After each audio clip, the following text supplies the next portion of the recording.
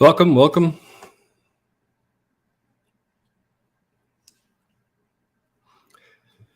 If you wouldn't mind and you're comfortable doing it, say hi and tell me where you're watching from.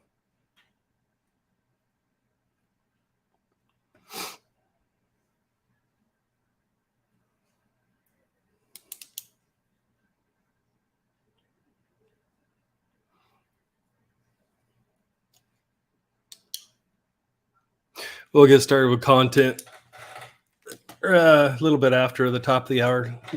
Allow as many people to attend the live portion as possible.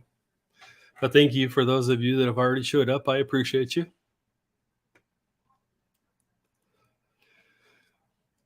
We've got an ice storm moving in here in the Ozarks. So, yeah, it's like 2 weeks of back to back actually getting hit by winter. This last week we had 6 inches of snow, which was really rare for here. Broke one of my trees, and then this week we got an ice storm, and so I got to go get the missus later tonight in the ice storm. And if you guys are like from the north or the Mountain West or something like that, you've never experienced an ice storm. It's really interesting. Because a lot of people have that idea, kind of, well, I've got four-wheel drive, so I should be able to get around, or all-wheel drive or whatever. And yeah, it does help you get around a little bit better, but not really, because as the old saying goes, ice is ice. On snow, you can at least get traction a little bit. And yeah, it's pretty dicey. I know the first winter that we experienced an ice storm here, that was definitely a new experience for me, anyways, to see what people are talking about and why people freak out about it, because it really is, yeah, kind of a daunting thing in a way, because like it just puts a sheet of ice all over everything, and it becomes very problematic getting around. You just slide all over heck.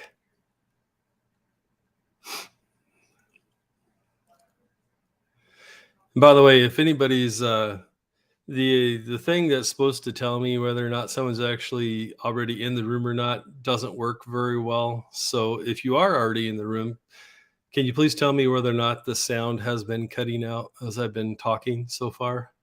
I've had an issue with the software for this Logitech Blue Yeti microphone, um, cutting out when I'm streaming to YouTube. So if you could let me know about that, I'd appreciate it.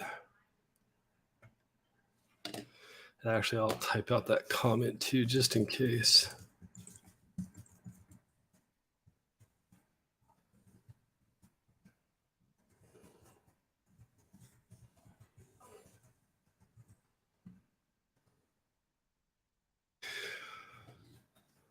We've got a good show planned for you guys tonight. We're going to talk about a bunch of current events and some different things like that. Hopefully, I've got some interesting perspectives that maybe you hadn't considered or heard before. So hopefully, we'll be able to give you some good information, and if nothing else, keep you entertained, right?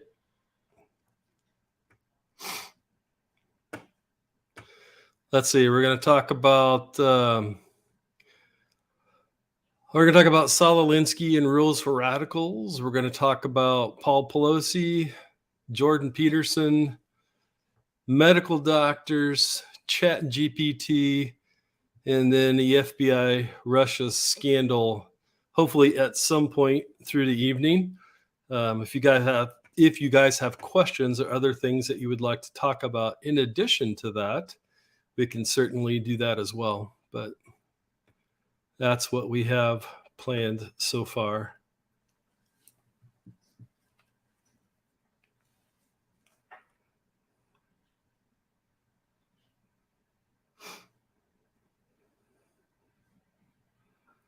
Now I'm pulling up my notes right now because I can't see my notes at the same time as monitoring the chat box and the streaming software.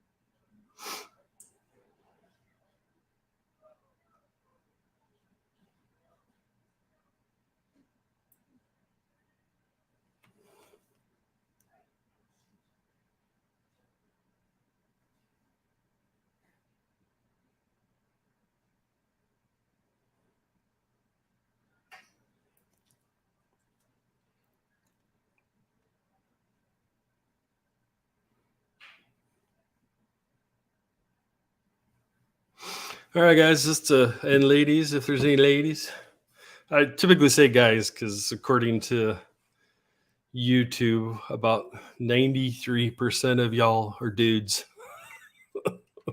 middle-aged dudes at least. There's a few from like 25 to 35, but not many. Most of y'all are middle-aged to a little bit older gentlemen like myself, according to YouTube, anyways.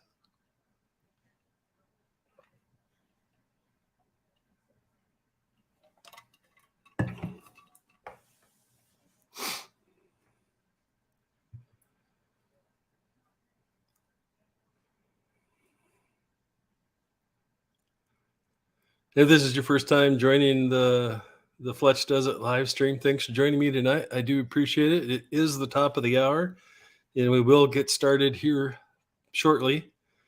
You have just a few more moments for anyone that may be joining a little bit later. Thank you to everyone that's here. I appreciate you.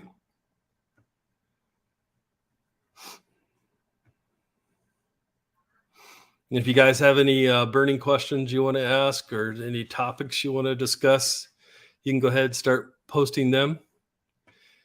Well, hello there, Erica. How are you? Nice to see you.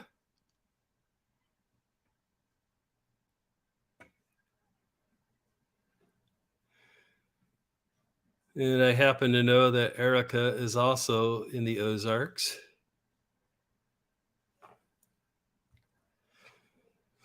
Well, we don't tell the public exactly where we're at and all of that yippee skippy stuff, for OPSEC, or short for Operation Security, OPSEC,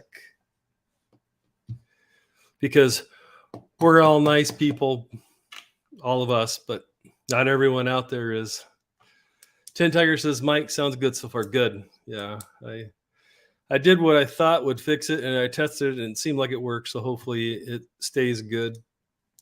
What I got to do is I got to restart the computer, and then as soon as it's done restarting, completely shut down that software before I do anything else, and it seems to work just fine at that point. So thanks for joining me tonight, guys. I appreciate it. Let's see, what time is it? It's 8:02. Just a few more minutes, and we'll go ahead and get started. Erica says, a pleasure is all mine. Yeah.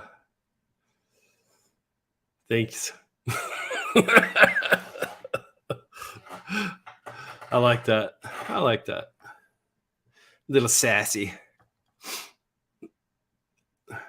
People from this part of the country sometimes call, because Arkansas is one of the states here in the Ozarks, and so they say Arkansas. Miss Erica sounds like she might be from Arkansas.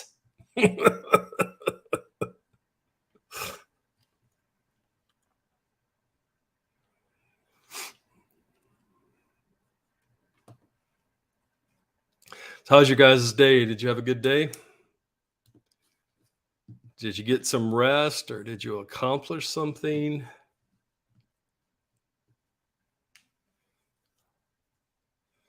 I know for me, I spent the day visiting, or most of the afternoon, anyways, visiting with my parents.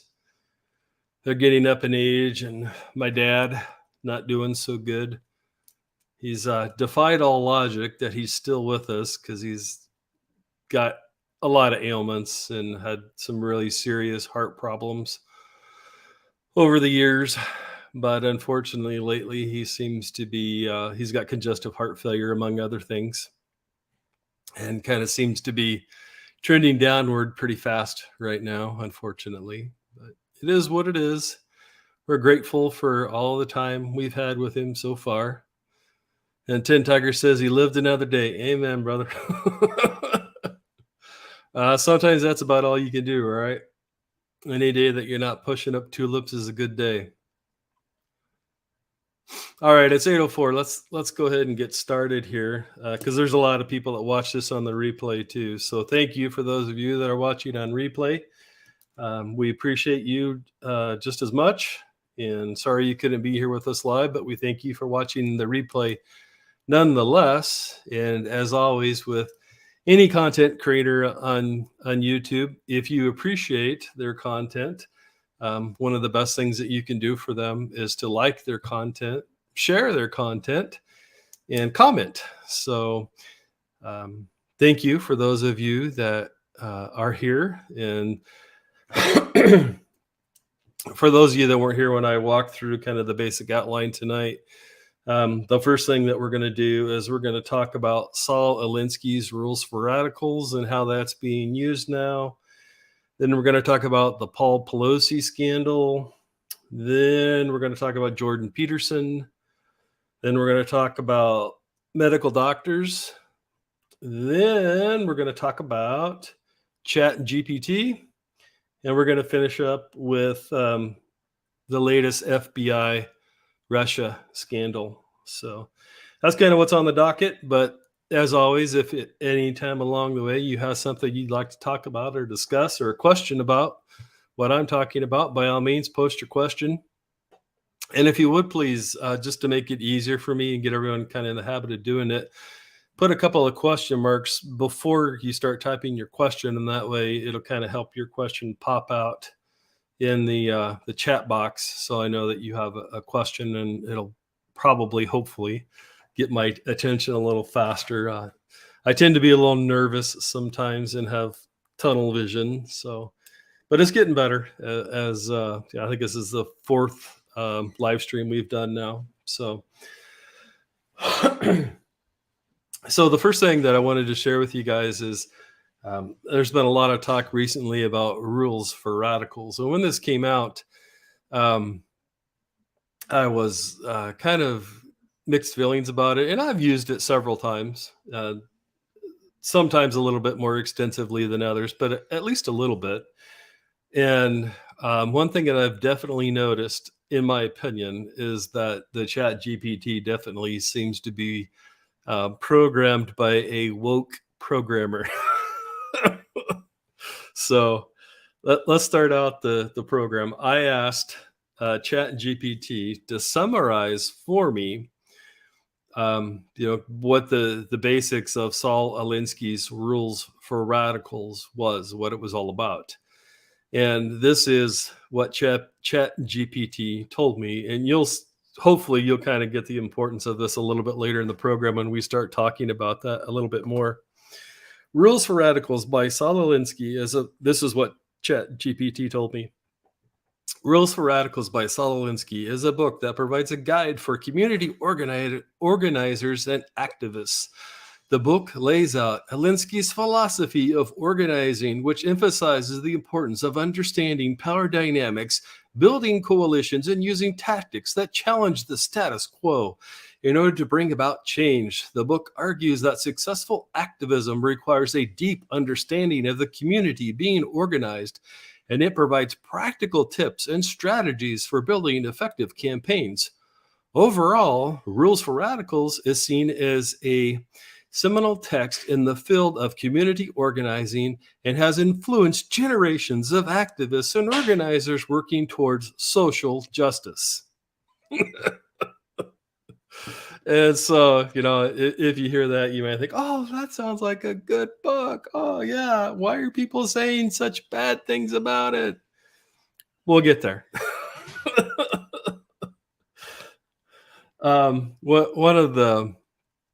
One of the first things that I came across when I very first started researching this subject was that Hillary Clinton, HRC, we'll call her from here on out, just to hopefully avoid some of the AI flagging, so to speak. Palmetto Trooper says, he'll summarize how to turn a large number of idiots into a weapon. Yes. It's obviously a lot more nuanced than that, but yes, that is correct. Oh, let's see. Tim Tucker's also said, Mighty USA could not find SCOTUS leak among 98 people. I think that's the right number, but we know that Xi Jinping had for dinner. Yeah. I agree with that as well. 10 Tigers. Yeah, it doesn't make sense. Yeah, it's like you couldn't find or you didn't want to find. So anyways, I was going to tell you guys about rules for radicals in my own words and try to summarize it and kind of do an outline for it. And I'm like, man, that doesn't sound like very good content or whatever, because I might be stumbling, fumbling, bumbling through it. But so what I decided that I would try to do tonight is, especially for those of you that are watching on the replay, is to give you the bullet points and tell you, what the shall we say, nefarious parts of this book are and what they're all about. And the difference between, this chat GPT version of it and the real world portion or part of it. So, what I did today when I was doing research for the show tonight, I went to, let's see here. It's kind of a conservative think tank called Conduit for Action, and they had some bullet points already written out. And so, why reinvent the wheel? So, I thought that I would read these for you guys real quick. And by the way, I can't see the chat right now while I'm reading this to you. So if you're chatting something to me and I'm not responding, you'll know why. So the first the first bullet point is: power is not only what you have, but what the enemy thinks you have. Power is derived from two main sources: money and people. Have-nots must build power from flesh and blood. So basically what they're saying there is, if you can't pay people to do it, then, you need volunteers to do it, more or less. Number two, never go outside the expertise of your people. It results in confusion, fear, and retreat. Feeling secure adds to the backbone of anyone. That's just good common sense. Nothing too sinister there. All right. Number three, whenever people go outside the expertise of the enemy, look for ways to increase security, anxiety, and uncertainty. See anything that's happening right now in our society that might be making people feel that way? Divide and conquer, maybe?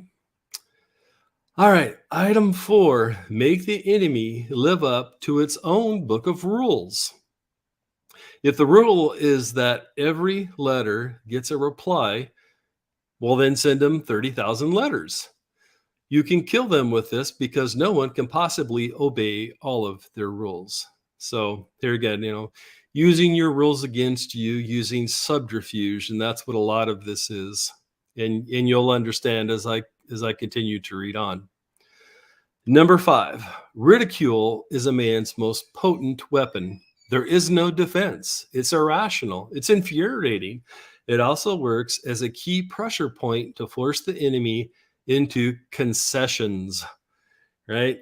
And as there's a saying that says, the road to hell is paved with good intentions. Well, the road to hell is also paved with small concessions.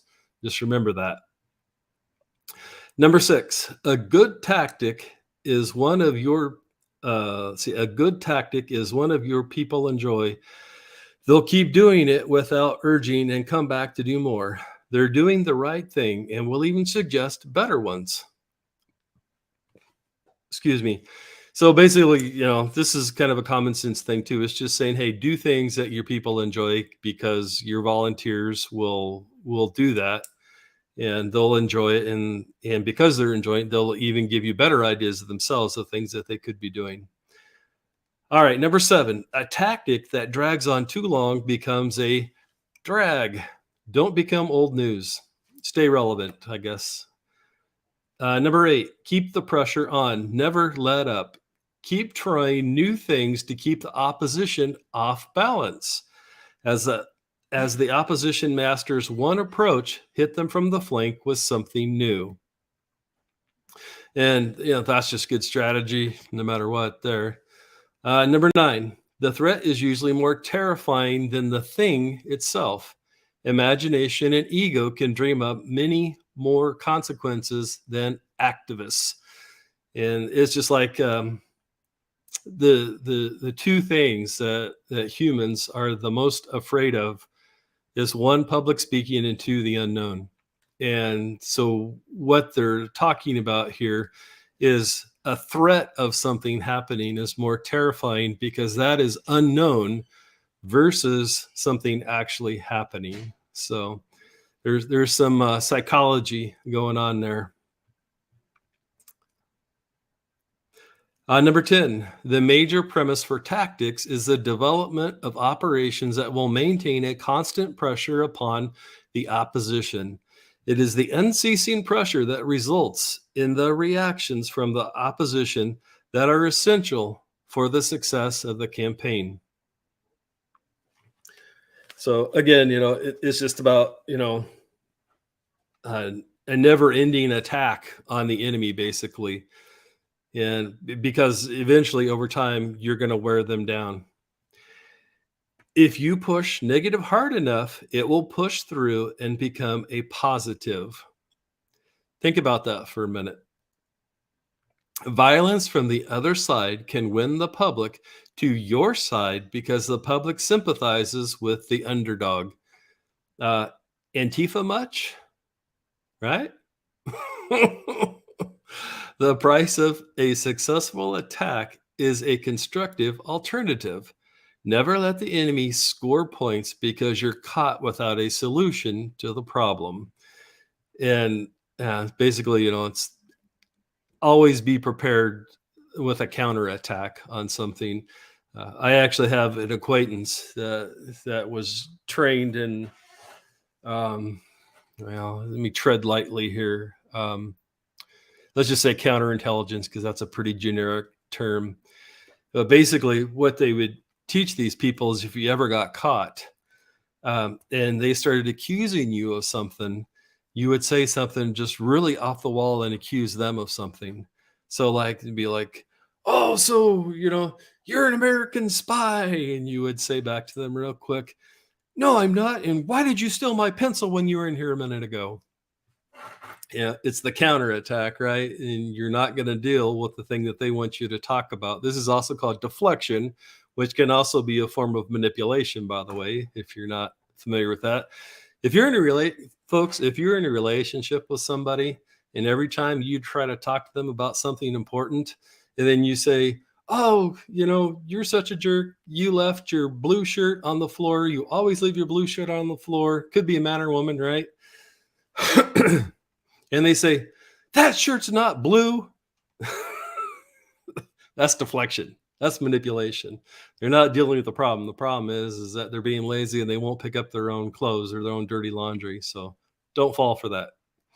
All right. And last but not least, pick the target. This is probably the most important one, guys. Pick the target, freeze it, personalize it, and polarize it. So pick the target. That means, just like if you see hyenas, right? They look for the weak one, they look for the young one, they pick a target, they freeze it. They get you afraid to do anything about it because no matter what you say or what you do, they quote unquote got you. Personalize it, make it a personal attack against them. Make them feel like they're isolated and no one's going to be there to help them. And polarize it. There we go. That's the isolation part. Cut off the support network and isolate the target from sympathy. Go after people and no institutions. People hurt faster than institutions. So, as an example, if you were going to take on, just as an example, the NRA, you wouldn't want to take on the whole NRA. You would take on their spokesperson and try to find, some chink in their armor of that person's past or whatever it is, and try to exploit that and maximize that and try to make that person feel bad, right? Because it's a lot easier to bring that one person down than what it is to bring down the whole organization. And a couple other things that weren't in this list that I thought were really important that I remember when I wrote a paper on the book is that one of the biggest things that are most underhanded, in my opinion, things that Saul teaches in his writings is that you accuse the enemy of what you know you are doing. So, as an example, well, let me preface this with one other thing too. A lot of what Saul teaches in his writings, he says that it, yeah, in a way, it's kind of like a religious zealot or something along the, in my opinion, something along those lines. And basically, it's that the end justifies the means. So, because you have a righteous cause, whatever you have to do, lie, cheat, steal, kill, whatever, doesn't matter because you have a righteous cause. And at the end of the day, you prevailed. So, therefore, anything that you do is okay because you prevailed. And so, if that's your mindset going into something, right, and you know that you're going to start telling lies about someone, let's say Donald Trump, and you know you're colluding with the Russians, you accuse Donald Trump of it. And all of the evidence and all of the information that might tie you to the Russian collusion, you accuse Donald Trump of all of that. So now when Donald Trump tries to tell you that he's innocent and he didn't do it, you don't believe him. That guys, that's how dirty this stuff is. And when you see people, in my opinion, when you see people doing stuff like this, we need to start calling them out and saying, "Hey, that's not true. That's not right." And just like the I'm not saying become a crazy leftist and start shouting people down like they do, but um, many of us, me included, right, uh, need to stop being afraid to speak up and say something when people are talking about these things that simply are not correct and they are not true, and we know them to not be correct and true. That was in my opinion, that was, guys, that was the whole point of political correctness. And right now we are seeing the fruits of that, with all of this, woke stuff run amok, right? And it's like the offended Olympics, who can be the most offended over the most benign thing, right? And these people have been allowed to just run unballasted, no ballast weight against them at all over the last many years, and they're run amok. And until people like you and me and other people start to realize that and see the insidiousness of what these people have done to us and start speaking up and start demanding that these people tell the truth and hold them accountable for not telling the truth and or lying when they're doing it. And that includes a lie of commission, which means doing it, or a lie of omission, which means they should have done it, but they didn't. Much like modern day or mainstream media, legacy media, whatever you want to call it. Lots of lies of omission right now, right? In my opinion, absolutely. And so remember that, guys, when you're talking to people out there. I know for me, a lot of times I've got the opportunity to do that in the barbershop, and I'll start talking about stuff like this, and yeah, you learn to look out of your peripheral vision a little bit, and you see, the heads cocking or whatever, people are, it's sinking in, people are hearing it, and it, over time, it absolutely does make a difference. So that's something to keep in mind. So do you guys have any questions about Saul Alinsky or rules for radicals before we move on to the next topic? Or is there something that you guys have seen that's happening out there in society that we haven't touched yet, that's probably based off of one of these teachings or ideas from rules from radicals? You guys got to remember, a lot of this stuff is coming from HRC too, and her ilk.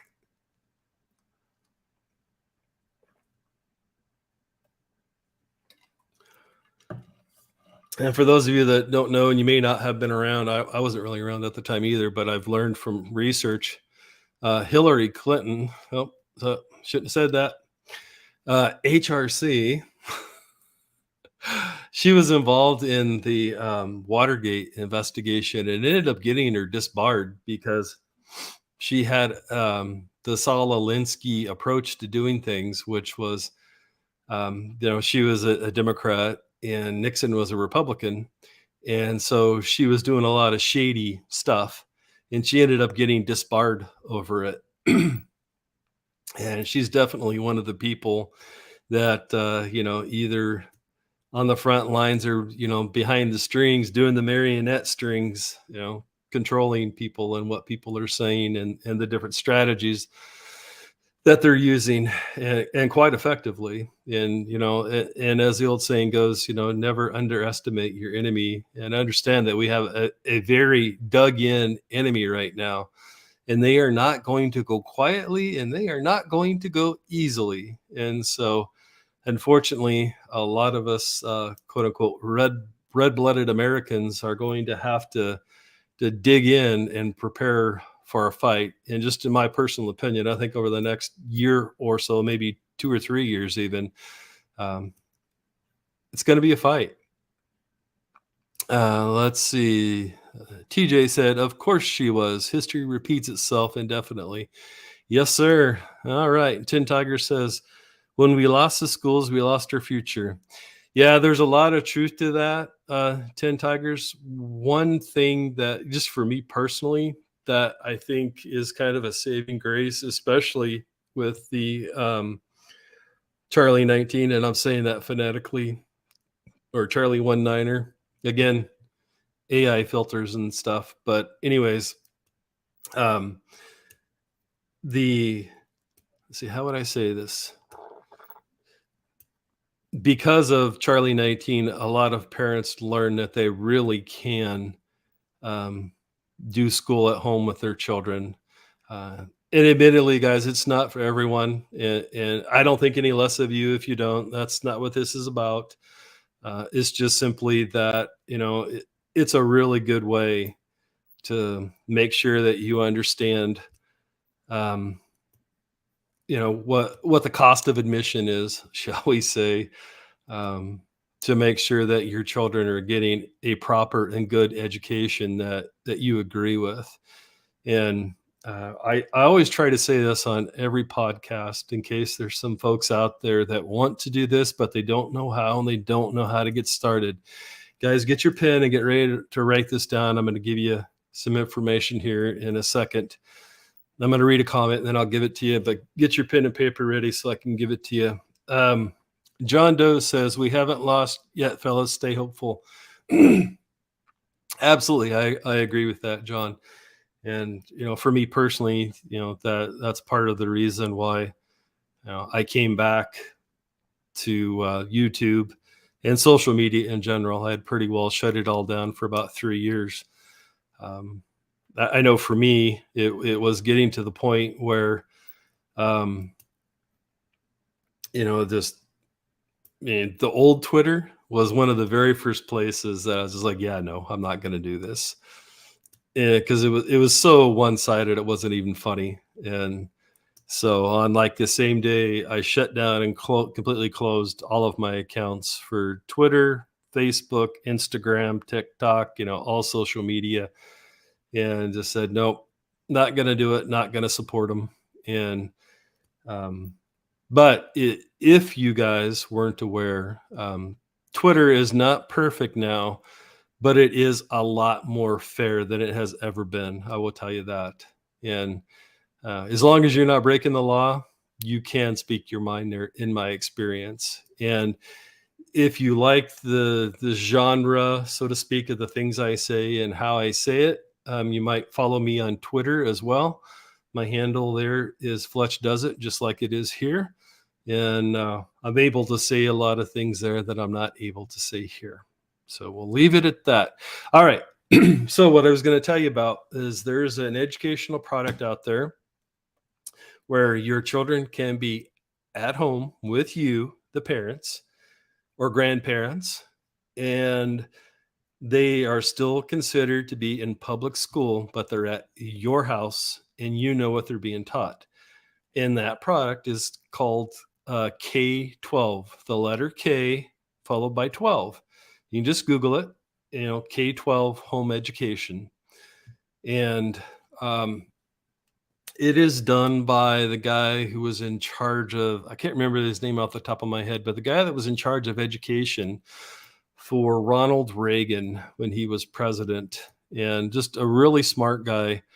And guys, K-12 gives you everything you need. They pay for your internet. They give you a computer to use. They provide the education, and none of it comes out of your pocket because it's considered a public school. And they even will give you tutors and a certified teacher that will come over to your house. I don't know. I don't remember how often anymore, but they will send someone over to your house, a certified teacher, to help you if you're struggling with anything or any subjects or anything like that. And all the education obviously is online if you need a computer and internet, but it's all designed to be self-taught.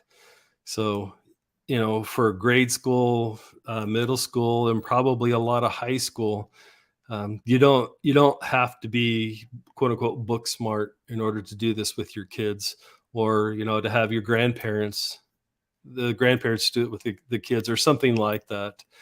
And and remember, and just like John Doe says, don't lose hope. And where there's a will, there's a way. And one of in my opinion, one of the best ways to get the point across to the public school system that we're not going to take their crap anymore is to remove your kids from their classrooms, because that cuts all of the federal funding dollars that they count on having every year. And you know when schools start shutting down, they'll finally get the point. And unfortunately, it's probably going to take some schools shutting down before they finally do get that point, in my opinion. And it's just that, my opinion, that and two dead flies won't buy you much, but all right. Let's see here. Let's move along. Unless you guys have any questions. If you have any questions, go ahead and post them now. If not, I'm going to go ahead and get started talking about the Paul Pelosi scandal. And guys, here's the thing about, in my opinion, the thing about, you guys, the reason why I keep saying my opinion is because one of the great things about the First Amendment is that, for now anyways, we do still have the right to share our opinions on things. However, in the society that we're living in right now, it's not necessarily what you're guilty of, it's what you're accused of. And so I have just had to learn to develop the habit of saying, in my opinion, on a regular, consistent basis. So if you guys want a good drinking game, kind of like Hey Bob, and if you guys don't know what the Hey Bob show is, there was an old show called the Bob Newhart Show. And every time someone said Hey Bob in the show, you would have to take a drink. Well, you can do that when you're watching mine. So every time I say, in my opinion, you take a drink. Obviously, I can't do that, but you guys can. You can enjoy yourselves. All right, moving on.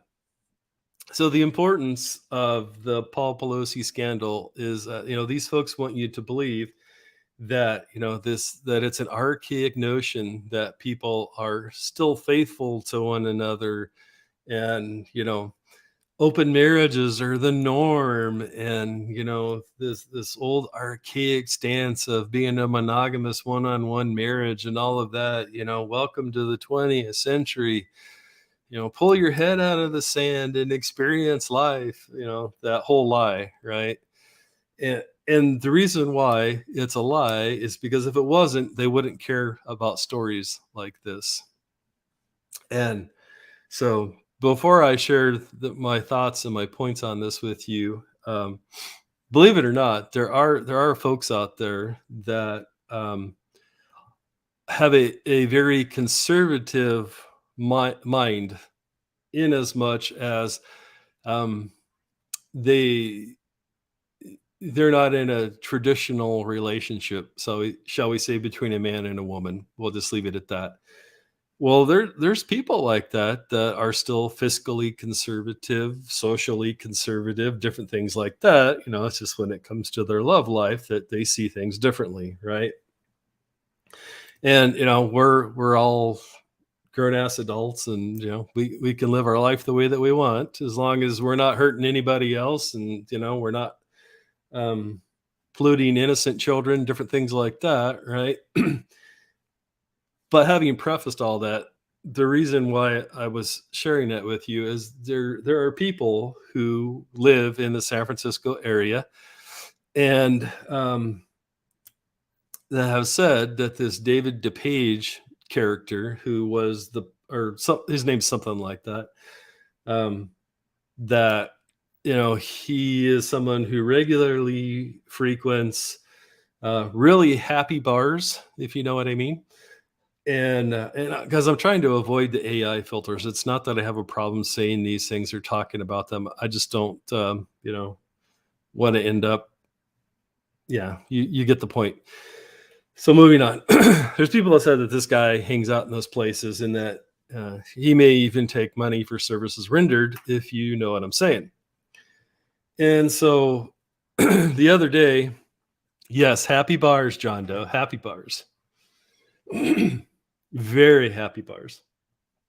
But um, when I watched the video, there was, man, just something did not sit right in my spirit, and I'm just like, man, there's so many things wrong with this, but I can't put a finger on it, and I couldn't immediately. I had to really stop and think about it and watch it 2 or 3 times to see what was wrong with it, and why, this is my spirit, for lack of a better term, is just crying out, this is BS, right? No, this is, you know, the the created cover story for public consumption is, in my opinion, is nowhere near the truth. So the first thing is so I listened to the 911 call, right? And Paul Pelosi is like talking in code. And I even saw an article on like CBS.com or someplace like that, a mainstream legacy media outlet. And they were saying, "Oh yeah, it was a harrowing attack, and yeah, it was crazy nutter, broke and entered into the Pelosi house, and he tried to kill Paul, and he would have killed Nancy too if she was there, and the cops hadn't showed up." And trying to make it sound like it's just this, crazy ass nutter showed up and broke into the house and just started wailing on Paul Pelosi. That's not what happened. That's not even close to what happened when you review the facts. So in the 911 call, Paul Pelosi is like, yeah, there's a guy here in my house. He says he's here to see my wife, but she's not here. And then he says, is the Capitol Police there? Are they around? Are they not available? And so, in my opinion, what I think that is, it's one of two things. It's one, the Capitol Police has experience dealing with these politicians because that's what they do. And they're the goon squad, right? When you want someone to come in and cover stuff up and get rid of stuff, you call the goon squad and they come and take care of your problem. And or it's a code, right? And so when you call the San Francisco Police Dispatch and you use the code word Capitol Police, it's like, oh, this is on the download. This is hush hush. We can't let anybody know what's really going on. And so, yeah, I don't know, but to me, it's just like, no, he wasn't like, trying to talk in code or anything like that. What he wanted is he wanted the police to come without saying on a recorded line what was really happening or what had really happened, which right, wrong, or different, very easily could have been. It could have been. I'm not saying it did. I'm saying it could have been that Mr. Pelosi and Mr. DePage had a business agreement for services rendered. And when that was done, they had a disagreement.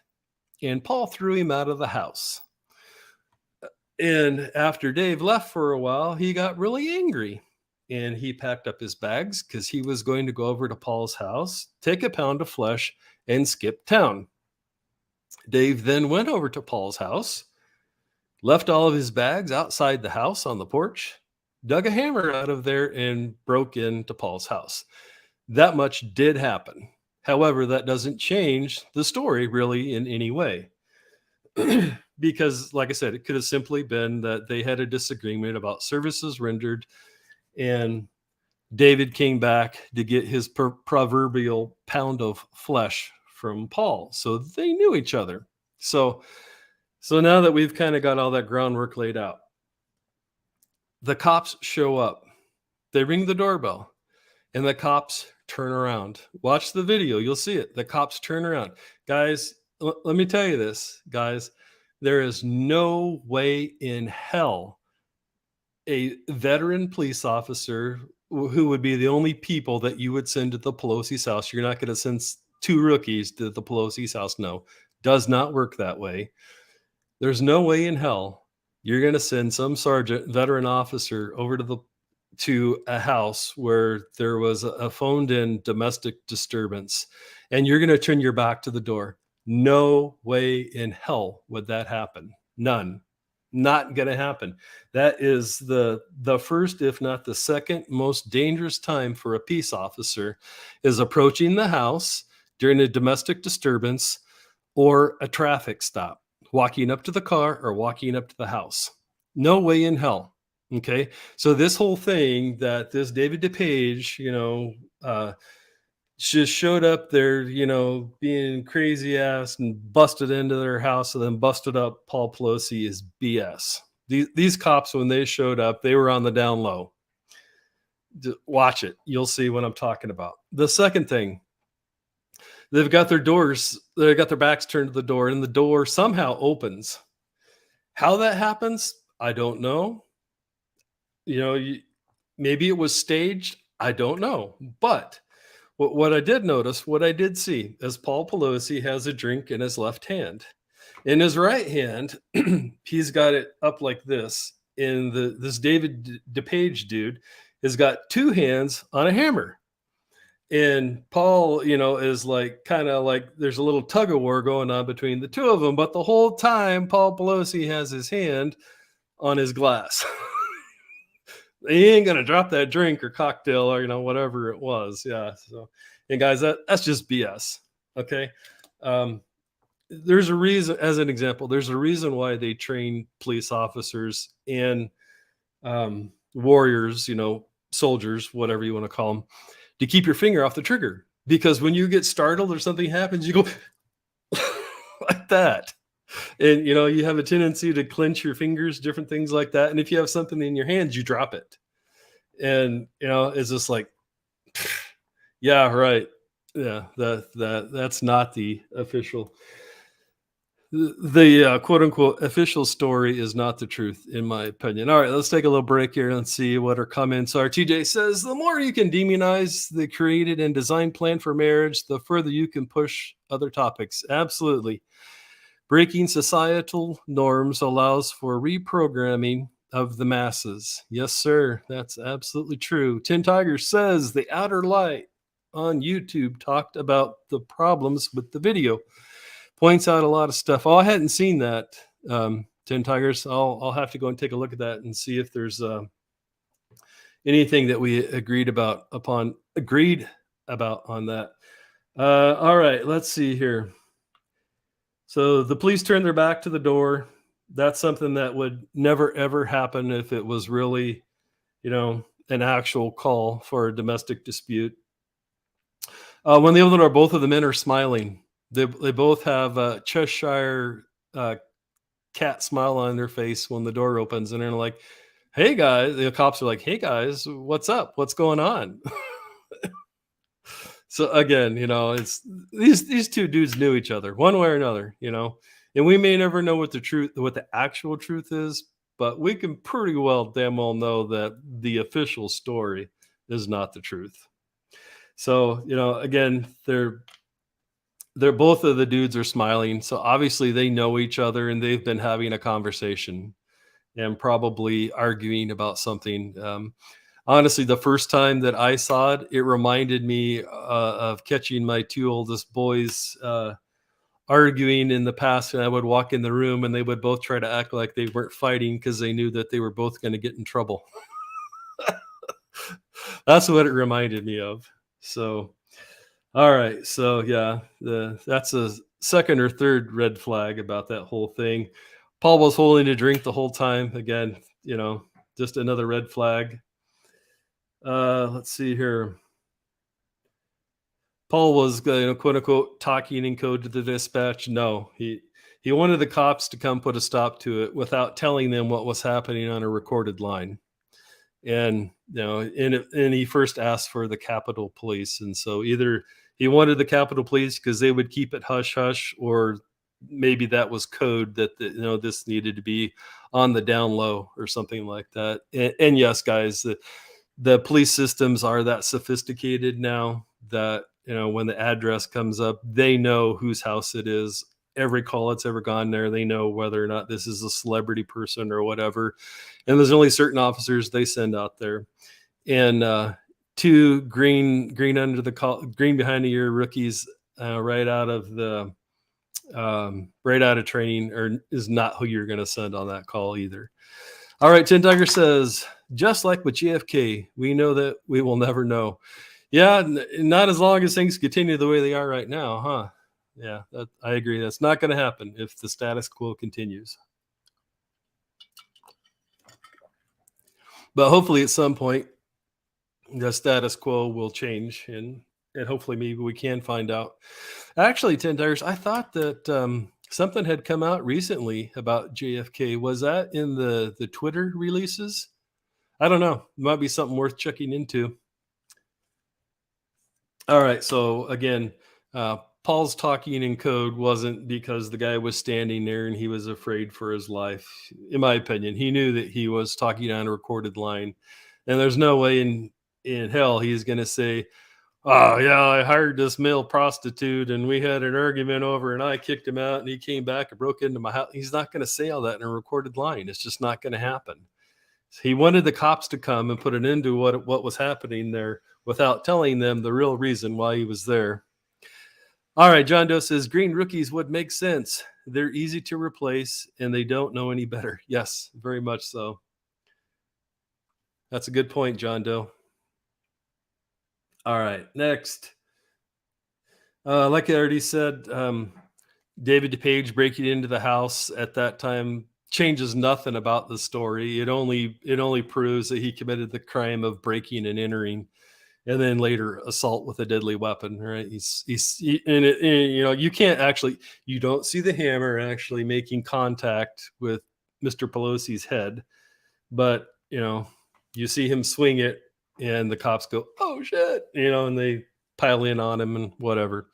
Which brings me to the next thing. All right, so I don't know if you guys saw the video or not, but I've only saw this on a couple of the sources. Most of them they truncated the end of this, and you don't see it or hear it.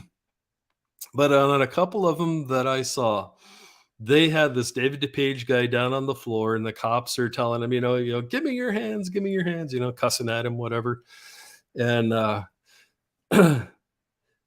Paul Pelosi is laying there on the floor, but what ends up happening is you start hearing snoring. It's like, what? How is someone snoring? The dude just got smoked with a hammer, but yet he's laying there on the floor snoring, or somebody is. It's like, that is just odd. So that's like the fifth or sixth red flag in this thing. That's not normal. That's not something that would normally happen. So yeah, I don't know what the deal is, and if you guys go out and look for it, you can find it probably. I don't know if they scrubbed that version off the net at this point yet or not. But yeah, I thought that was really out of character as well. And guys, you got to remember, you're listening to someone right now that has shown up to the domestic disturbances, and when you're handcuffing the guy, and he's fighting you, and he's just being obstinate and saying, "Oh, you're hurting me, you're hurting me." And then the wife jumps on your back, even though the dude was just beating her with the leg of a chair before you walked into the room, and you start taking her meal ticket away, and then she jumps on your back. Yeah, guys, there's things that can seem odd to the public, but typically happen in a situation like this.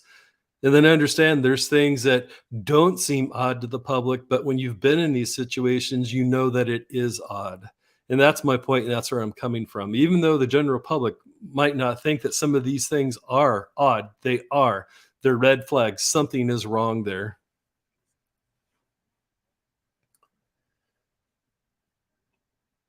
Then one other thought that I had is it seems like maybe that it was just like manufactured, like they're getting heat. They were getting heat, from the public about that. Well, why aren't you releasing it? Why aren't you releasing it?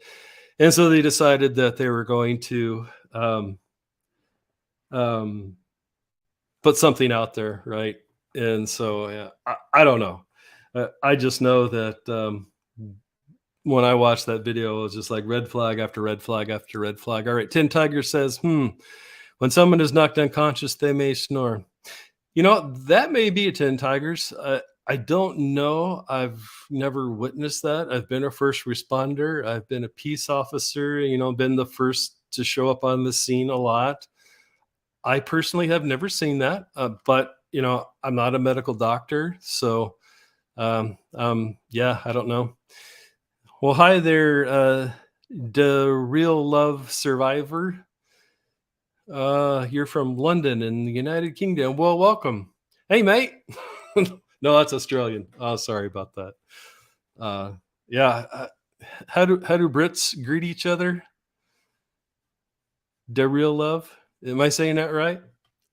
I'd prefer to get it right, but if you don't care, I don't care. So, excuse me a second while I take a drink.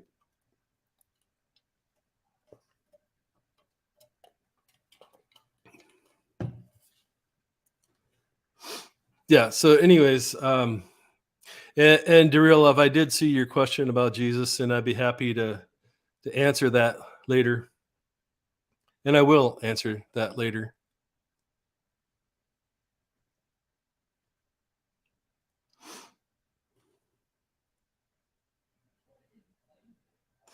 All right, and then my last point about the Paul Pelosi, and Andrew says great English accent. Yeah, haha, very funny. All right, so and the last thing is guys, this whole thing about that the way that Paul was talking in code was proof that he was under duress. Guys, that's BS. He wasn't under duress. It's like every sign of that um, could actually very much be along the lines of what I'm saying, and if the speculation about what may have actually happened is true, and initially that's what people were saying as well, and that's is something to do with that. Initially, when this all first came out, that's what the story was that um, people who frequented the happy bars knew who this person was, knew that they were the type of person that received money for services rendered, and yeah. So who knows? Maybe someday we'll fully know. Maybe someday, but one thing I do know, in my opinion, is that the official story made for public consumption is not the truth. Almost guarantee you that it is not the truth, not even close, not even beginning to be close of the truth. So, but having said that, guys, I do think that in society, what tends to happen is things go from one extreme to the other. And so what ends up happening is, things will go really liberal for a while, and then they'll swing back and they'll go really conservative for a while. And right now, the pendulum has swung so far to my left, right, that it's going to start swinging back to the right. And people are fed up, and they're not going to put up with this stuff anymore. And just like back in the good old sire and landlord days, when you were really the lord of the land, different things like that. The pitchfork, what do they call, pitchfork rebellions and different things like that. So it's not going to be pretty. And in my opinion, things like this are going to happen where these politicians, people are, um, unfortunately, guys, there is a mental health crisis that's going on in our country right now because we are not treating things for what they really are.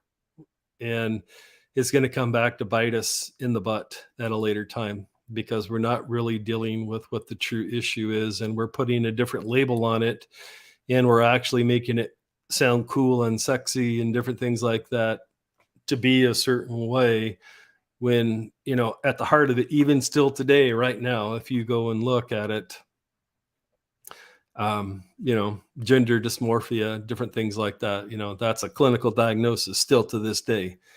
And it is what it is. All right, let's see here. Hamasa to Teleco, Gulf Coast, Florida, saying, hey, what's up, man? Thanks for joining us tonight. I really appreciate it. All right, let's see.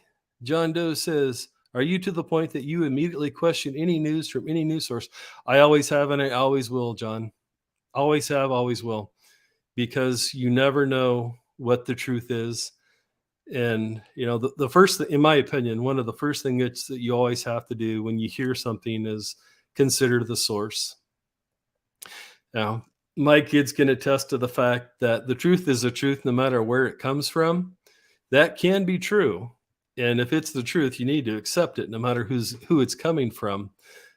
Likewise, a lot of times people have a vested interest, especially if it's people that are trained in this political savvy of rules for radicals and different things like this, because they'll lie to your face, they'll stab you in the back, they'll do whatever they got to do to get the end outcome that they want.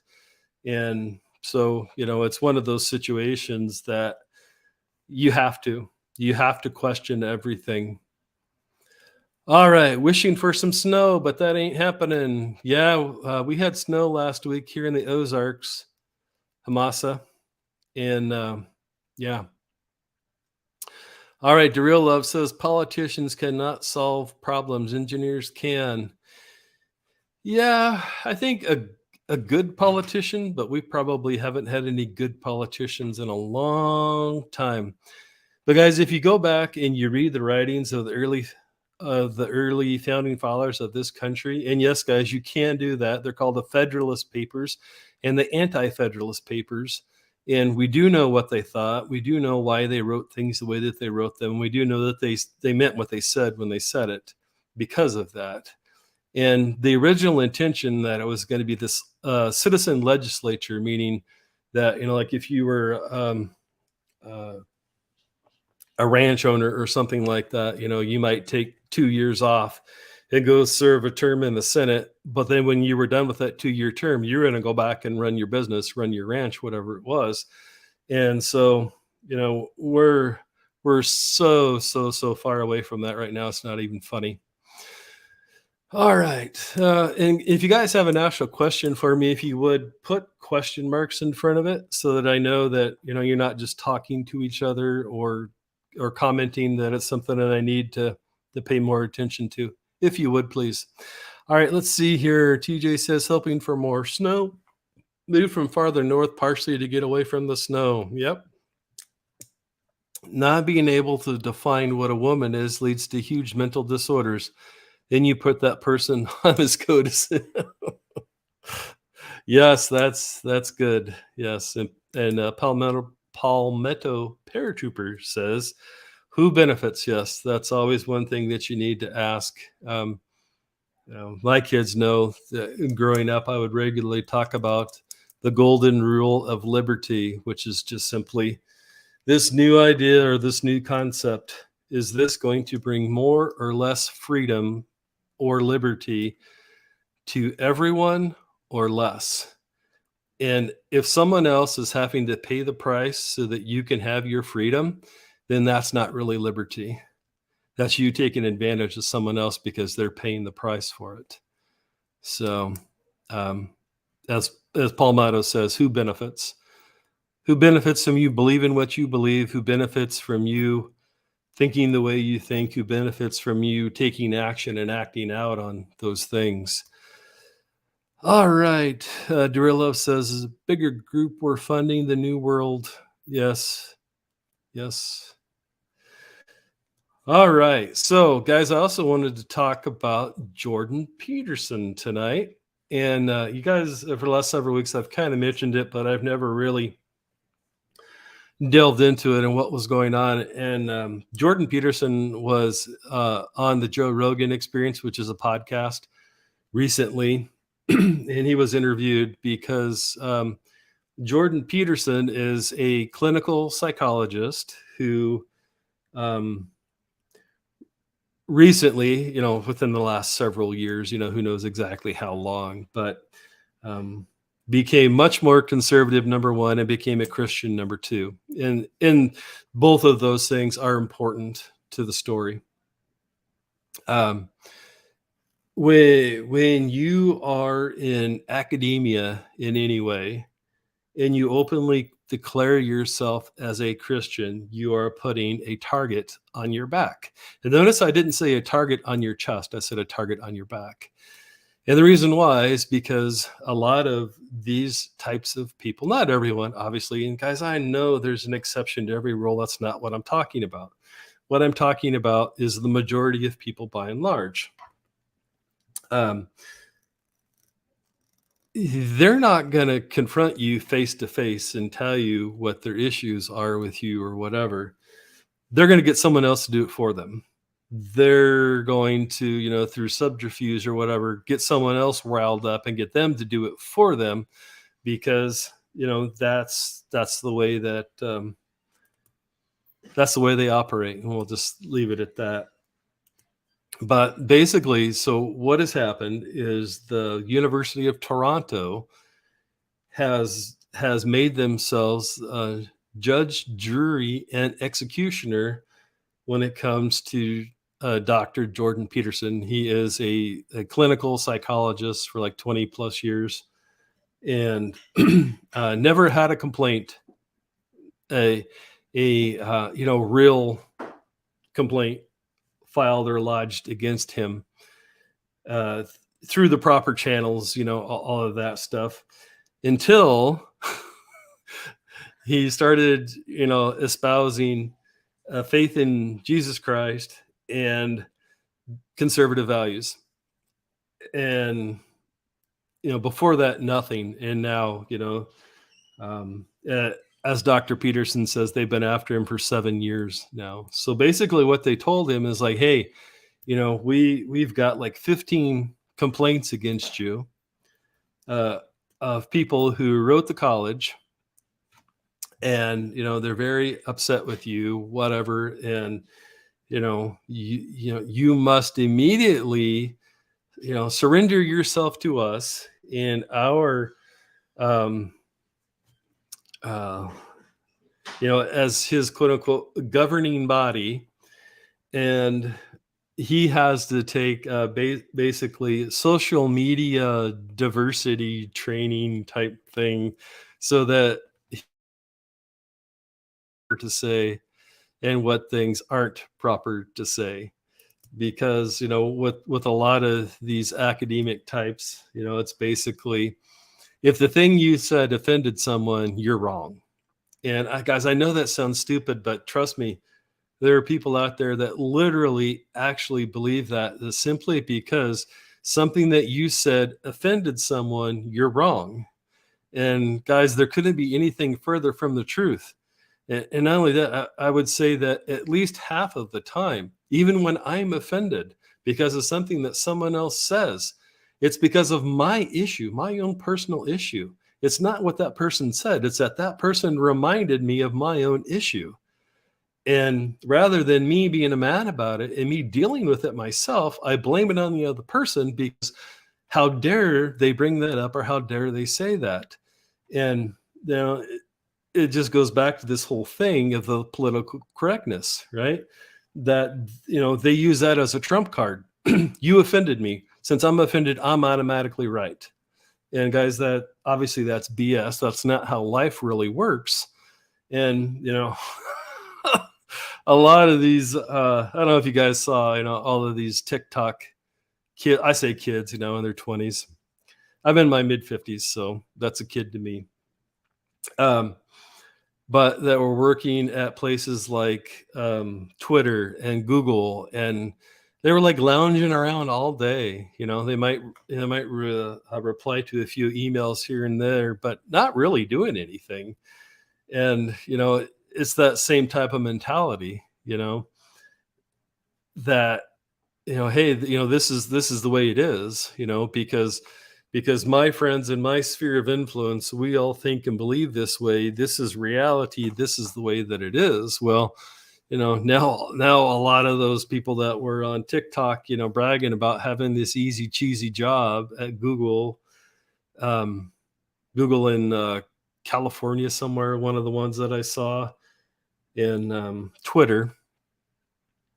Yeah, they're the harsh reality. No one else is, number one, no one else is going to pay them the kind of money that they were getting, and number two, no one else or very few other places, right, are going to allow them to get paid a whole lot of money to sit on their fourth point of contact and do nothing, which is what a lot of them were doing, and they were openly bragging about it. So, for whatever it's worth, right? So, getting back to Jordan Peterson. So, like I said, he's already been, tried, tried and convicted by the governing body of the School of Psychology at the University of Toronto, and so the unfortunately, like someone else said earlier, um, there is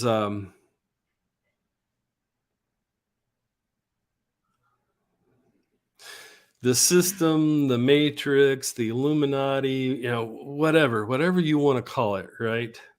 It's like, I think a lot of us have kind of come to the realization, there someone out there, is controlling all of this stuff, and they're the ones that are actually in charge.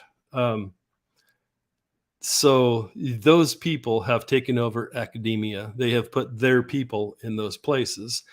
And the way that you do that, in my opinion, is you put a bureaucrat in there that's over the head of these people. And that bureaucrat's job is to do this, to hold them down and make sure that they don't do anything that, is going to go against what they want to have happen. And not only that, but then these bureaucrats are trained how they can look at the policies and change these policies in a harmful way to make it look like they're doing it for something good.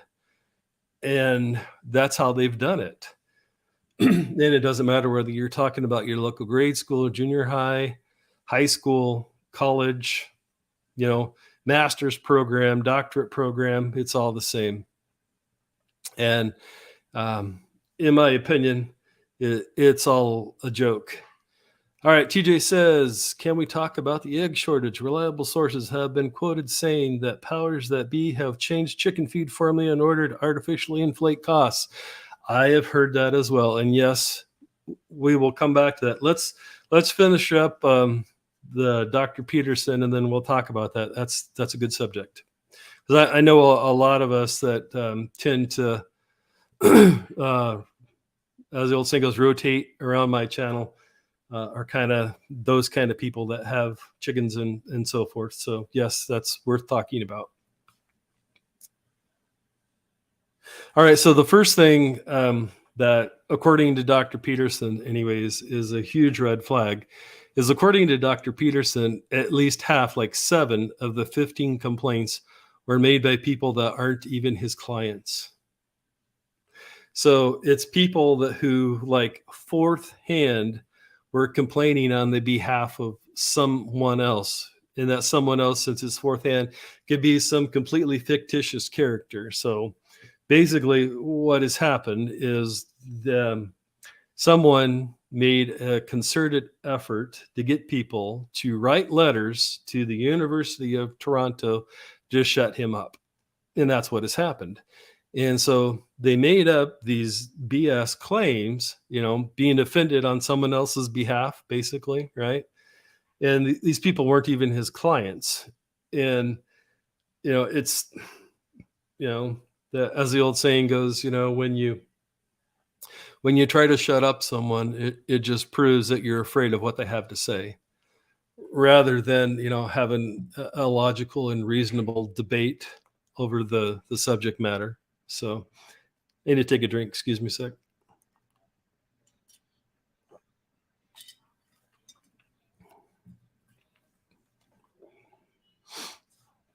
So the next thing that, yes, that's right, Debriel Love. They do hate that name, the name of Jesus or Yeshua, his Hebrew name, or something along those lines. It's something close to Yeshua, Yehoshua, something like that, which is also very close to Joshua, by the way. All right, so moving on. Dr. Peterson said that there's not even anybody that, as far as he's aware and he's researched it, there's no one that could possibly be a certified social media content coach. So basically what they're doing is they're telling him he has to do something that's an impossible task to do. And if he doesn't do it, they're going to yank his license so he can't be a clinical practitioner anymore. And the reason why they want to do that is to besmirch his name, right? The black mark next to his name. Well, he had his clinical license removed. That guy's a nutcase. He's a nutter, right? And it's yeah. But like I said earlier, there's two ways to prove that you've lost a debate. The first is you try to just silence the other person, which proves that they have a better argument than you. And then the second is you stoop to personal attacks, right? Just like Saul Alinsky was saying, that when all else fails, use a personal attack because it hurts. And hey, guys, there's and a lot of people don't know this, but free for admission tonight. In every state in the country, I believe that there is still on the books a law called provoking speech injusters. And the reason why is because back in the day, they understood that any reasonable man can only be pushed so far before you've had enough.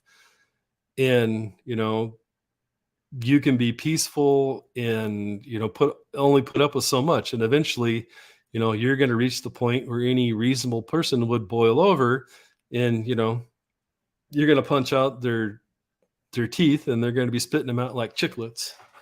And for those of you that don't know, chiclets is like an old school kind of gum, and it was like little squares and they were white. And so that was a saying that we used to use. I'm sorry, I'm dating myself again, but that's an old saying that I like to say. All right, and the next was that Jordan Peterson had pointed out was that there's no end to it, and that kind of ties into what I just said earlier too. That number one, there's no one that's actually certified to give him this kind of training, and then secondly, when is it supposed to end? Right? It's like this impossible task that they're giving him, so that there's no way that he can meet the criteria of it, and his only recourse is to try to sue them. Well, then he's got to find a lawyer that's going to represent him. And then he's going to have to find other psychologists that are willing to stand up for him and testify on his behalf. Well, they all know that if they're doing this to Peterson, and if they stand up for Peterson, it's just like, don't be a nail and you won't get hit by the hammer, right? So they're not going to be a nail. So it's an impossible task that's never going to end. Again, like we talked about, almost all the complaints were third and fourth hand. They weren't real actual complaints. And the last thing that I remember that Jordan Peterson was talking about in that interview with Joe Rogan was that none of the complaints were actually about him as a psychologist. It was all about uncaring and mean and hateful things that he had said on social media. That's it. And I actually went through and read them one day, and uh, as the old saying goes, it's a nothing burger. There's nothing there. It's, I disagree with your, political views, your socioeconomic views. And because of that, I'm going to do anything in my power to shut you down. So, and in my opinion, that's what happened. And I think, like we talked about before, Jordan Peterson had also talked about that, um, until he had declared himself outwardly as a Christian and excuse me, and as a conservative, or said things that would lead people to believe that he had conservative values. He had never had any founded, documented complaint against him. And of course, now that the screeching harpies are trying to say that that's not the case and everything, but um, who are you? I don't know about you, but I know who I'm going to believe if I have to pick between the two parties. So, all right. So, this is like TJ says, you want to talk about the egg shortage.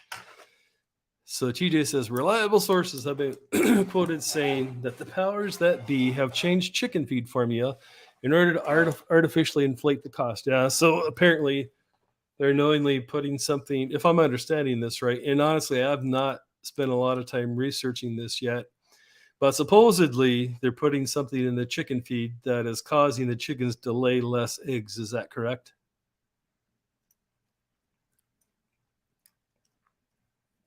And because of that, it's the supply and demand shortage, so therefore it drives the price of the eggs up. I would assume, anyways, that that's the gist of it. I don't know that to be the case, but that seems like it would be a logical argument. I've not heard that. I know my daughter has chickens, gets lots of eggs, but it makes sense that they would do that. That they would do that now, because that's actually pretty stereotypical that during the winter months the chickens lay less eggs because it's cold. They spend more time indoors. They don't get as much sunlight, stuff like that. A lot of times they start molting during the winter months, and so that would be a good cover, so to speak, right? So yeah, all right. TJ says yes, from what I've researched. Yeah, I don't know if you have anything more you want to share about that. TJ, feel free to post it, and I'll read it for everyone and those that are listening on the replay. And if you're listening on the replay, thank you. I appreciate you. Oh man, hour and 15 minutes has already gone by.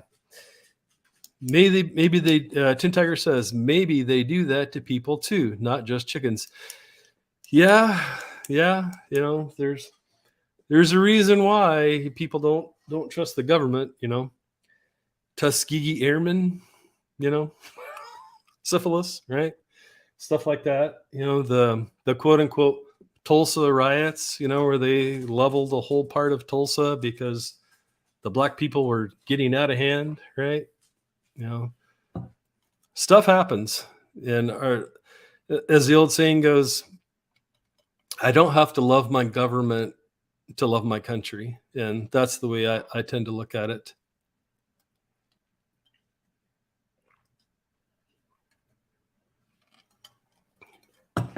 All right. TJ says, Producer's Pride by TSC, or I would assume is Tractor Supply Company, has been confirmed as changing and cutting the necessary minerals needed by factory egg farms. Yeah, that could be. And I've seen a couple of places that are like into the whole off-grid thing and stuff. And if you guys are wondering why I fidget so much when I'm doing this with you guys, whenever, it's because I got a bad back and I can only sit in this position so long without moving. So I'm sorry if that becomes distracting to you, but I'm doing the best I can. So excuse me. But anyways, the point that I was starting to make was that I've seen videos by some people who have talked about that a little bit, not in great detail, but just like putting that out there, like, hey, if this isn't something you've looked at yet, you might want to look into it. So, from my experience, that's why I don't really know a lot about it because that's what they said. But anyways, what they said was they themselves were not having problems because they feed their chickens a custom feed. And so basically what they've done is they've gone to a grain mill somewhere, and they're paying them to make them a custom blend, and they're not experiencing anything, but they know lots of people who are. So yes, that's absolutely possible.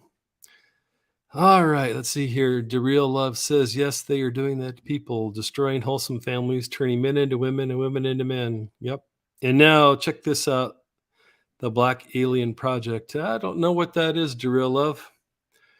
All right, TJ says several folks in our community have also stated that chickens they fed the same food to routinely have been experiencing lower yields versus past winters, with typical winter behavior in mind. Yeah, yeah, and that's a good point that you're bringing up there, TJ. Absolutely, that they are taking into account that compared to winter before, and they're feeding them the exact same stuff, and this winter is comparable to other winters, that because those would all be important factors that you would have to do, especially if you were trying to follow the scientific method or whatever to make sure that you're doing that. All right, DeReal Love says YouTube at the Black Alien Project. Okay, I'll I'll check that out. Is there anything else that you wanted to add to that subject there, TJ? If not, we'll move on to the next subject. The next subject I want to talk to you guys is about medical doctors. And guys, I think this is really important, much more important, in my opinion, than most people think or know. And in my opinion, the reason why that is because during this whole Charlie 19 crisis, um, people did not ask questions. People did not challenge. People were just afraid. And so, in my opinion, blindly followed along. And I don't think any differently of you. If you disagree with me, that's not the kind of person I am. That's not the way that I think. However, having said that, I think that it probably it probably would have been in the public best interest if many more people would have started asking questions and demanding answers from this type of thing. Um, okay. Sorry, guys. Some of the kids are going to get my bride. So the first thing that I wanted to tell you guys and kind of relate to you is, number one, don't put your doctor at a pedestal. And number two, don't be afraid to fire your doctor. Doctors, yes, they have to go through, 8 years of advanced education plus residency and all of that. And, yes, they probably deserve to earn a decent living and all of those good things. But in my opinion, a lot of our society has actually put these doctors on a pedestal to the point to where we don't feel comfortable critiquing them. We don't feel comfortable questioning them. And if you think that I'm exaggerating when I say that, go to your doctor for a problem that you're having, and then don't do what they told you to do. Tell them you want a second opinion and see how that goes for you. And let me know. In my experiences, that never turns out well. And before you think that all doctors are bad or that I'm just here to bash on doctors or whatever, I assure you that is not the case. I happen to have a very good family doctor right now that I see on a regular basis. And when my children need a doctor, I take them to him. And some of the things that I like about him, and the reason why I go to see him is, number one, he listens to me. Um, Number two, he doesn't talk over me when he's asking me a question. He lets me fully finish. Um, and if I tell him I'm not comfortable with something he's recommending, he doesn't try to talk me into it. He's like, okay, you're a grown ass man. You have a right to your opinion.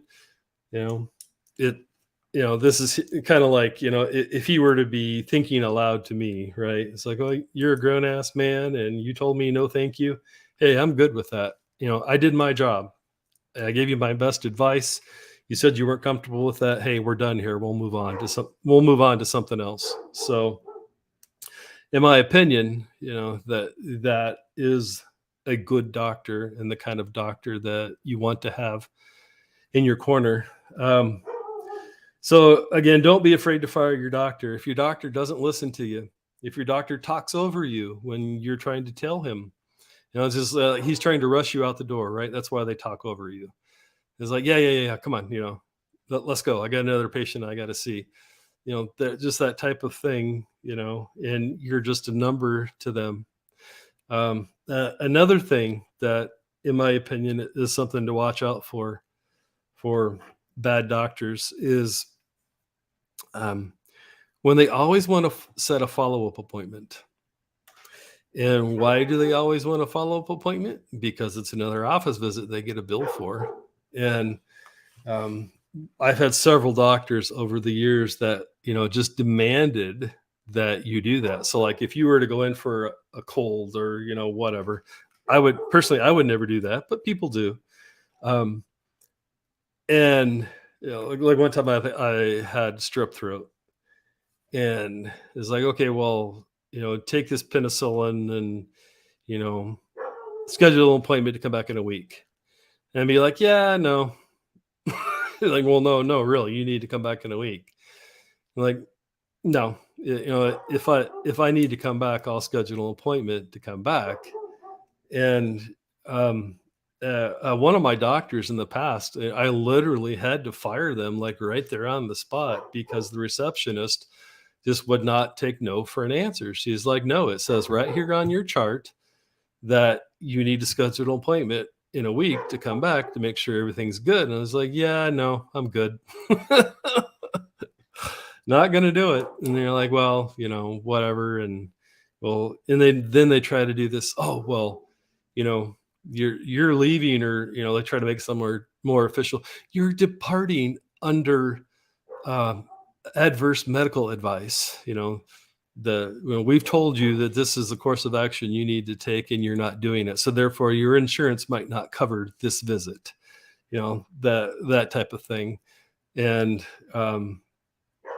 I know in the past I've definitely done that. So I want copies of all my records right now. We're done. I'm not ever coming here again. And it's like, you are not in charge of my health care. I am. It's your job to give me the information that I need to make a good decision for my health. It's not your job to make my health decisions for me. And yes, I'm responsible for that. If I make a bad decision, that's on me. But you don't get to make those decisions for me. And so that's another thing to keep in mind. And again, guys, I'm not saying that all doctors are bad. And I know there's lots of really good doctors out there that are very empathetic people that really love people and do a good job. That's not what I'm talking about. I'm talking about these doctors that I'm giving you the warning flags for. Teacher says against medical advisement, or AMA. Yes. Yeah. And we had that one time too. My wife and I have lots of kids, and it was probably maybe our fifth or sixth kid, and we were at a new hospital that we had never been before, and they weren't gonna let us leave until we took their parenting class. And we were like, lady, I've already got six kids. You're not going to teach me anything I don't know. And, I'm already a certified first responder. We got this. We're good. And I kid you not, it came down to, Finally, my wife was able to talk me down a little bit, and the whole time she was talking, I was on my phone, and I wasn't paying a lick of attention to anything she said. It was just like, no. And it's like, yeah, you may be able to browbeat me into sitting through this, but I don't have to pay attention to you. And had it been me and my wife not been there, I absolutely positively would have just walked out. Aston Tiger says, we're a team, but I'm in charge. Yep, that's right. And Real Love says, Luke in the Bible was a true doctor. Yep, yep. John Doe says, this also extends to nurses. They were tyrants and scrubs for a year. Yes, that too. Yep. All because, some evil overlord somewhere, told them. Guys, hang in a second. I Can you guys hear the dog barking? I can. I don't know if it's bleeding through to you guys. If it is, I'm going to get up and do something about it. So whoever can respond the fastest, can you let me know if you can hear the dog barking? Because if you can, I will do something about it, and I apologize for that. Andrew said that's how our family handles doctors. We have gone to nine-ish. Okay, probably 9 doctors, different doctors in the past year. Yeah, I can. Okay, all right. Hang on a second. Let me mute this, and I'll be back.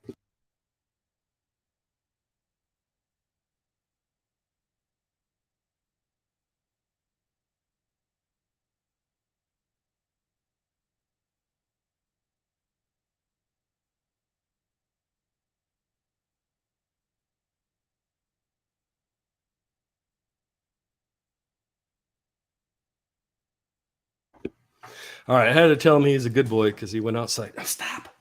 All right. Give him some love. Sorry, guys. Sorry. All right.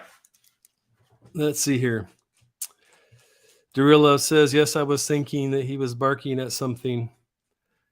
And John Doe says, the old Benadryl and the kibble trick. Nah, he just wanted back in. When my daughters left to go get my bride, he went outside, and now he wanted back in. All right. TJ says, I've fired 2 in my lifetime regarding my medical status and issues with my back and knees. Yep. And sometimes you just got to do it, guys, and you can't be afraid to do it. And I tell you what, in my opinion, one of the surest red flags is if you tell a doctor you want a second opinion and they get a case of the ass with you over it, that's a doctor you do not want in charge of your health care. That's not going to end well, in my opinion. It's not going to end well. All right. And over the years, I've done some research on this too. And so I kind of went through and kind of redid some of that. And according to the most recent statistics, there's a reason why they call it practicing medicine. They're certainly not perfecting it.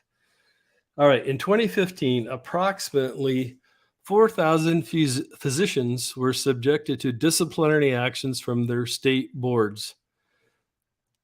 And so, and according to the last things that I've seen, they're estimating that it's actually going up right now, especially with all of this C-19 fiasco that has happened. So yeah, 4,000 doctors a year are being disciplined for acting in an unscrupulous manner.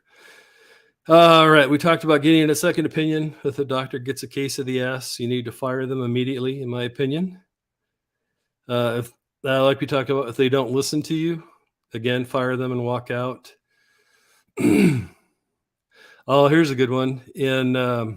Palmetto paratrooper, if he's still in the house, I think he was the one who brought this up a couple of weeks ago. What do you call the student who parties their ass off, barely passes their classes, and graduates dead last in their class? Some of you may know this. I'll give you a second to answer while I'll take a drink. See if any of you know the answer.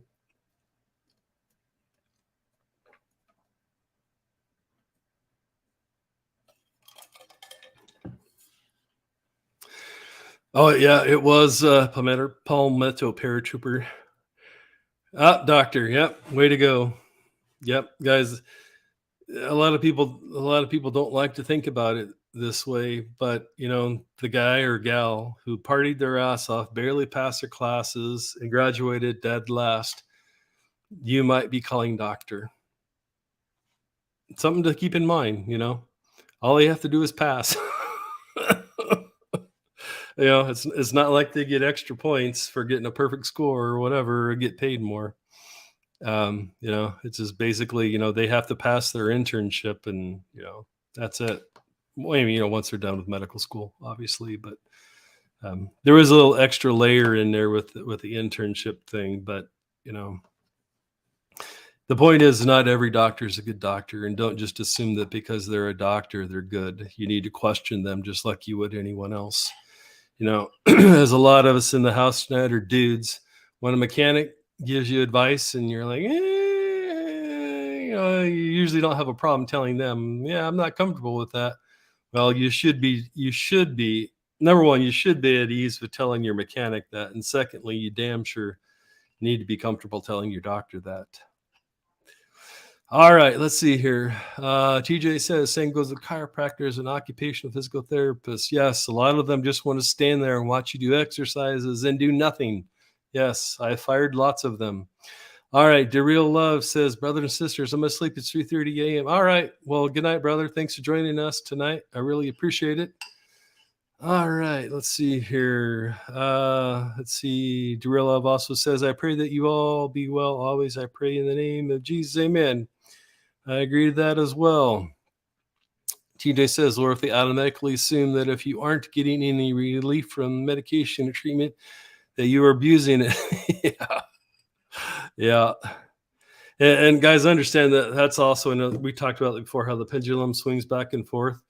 As a disabled veteran, I can tell you that, 10, 15 years ago, you couldn't get the VA to pay for a surgery for nothing.